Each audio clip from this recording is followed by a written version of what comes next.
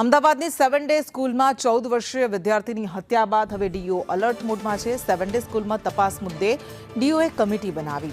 5 સભ્યોની કમિટીમાં તમામ ફરિયાદની તપાસ થશે। સ્કૂલના જરૂરી દસ્તાવેજોની આ કમિટી તપાસ કરશે।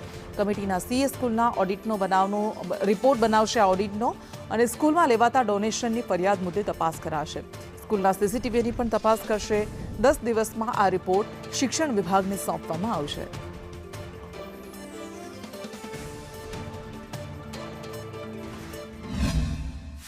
સેવન્થ ડે સ્કૂલમાં જે બનેલી ઘટના છે તેને ધ્યાને લઈ પ્રાથમિક શિક્ષણ નિયામક શ્રી દ્વારા અમને આરટી રૂલ્સ 2012 પ્રમાણે એક કમિટી ફોર્મ કરવાની સૂચના મળેલી છે અને સમગ્ર રીતે તપાસ રિપોર્ટ રજૂ કરવા માટે જણાવેલું છે, જેને ધ્યાને લઈ અમે 5 સભ્યોની કમિટી બનાવી છે, જેમાં અમારી કચેરીના શિક્ષણ નિરીક્ષક, એક સંચાલક શ્રી, એક શિક્ષણવિદ, એક સભ્ય સમાજના પ્રતિનિધિ, એમ કુલ મળીને 5 સભ્યો જે તેમના આરટી રૂલ્સ પ્રમાણે તેમજ તેમના ઓડિટથી લઈને શાળાને સામે જે કંઈ ફરિયાદો હતી તે પણ સાથે રાખીને, જેમ કે ડોનેશન બાબત હોય કે વધુ ફી લેવા બાબત હોય કે બીજી જે કંઈ બાબતો છે તેને ધ્યાને લઈ આમાં જે સભ્ય સમાજના પ્રતિનિધિ છે, સંચાલક છે, ઓડિટ માટે સીએ છે અને જે અમારા શિક્ષણ નિરીક્ષક છે તેઓ આની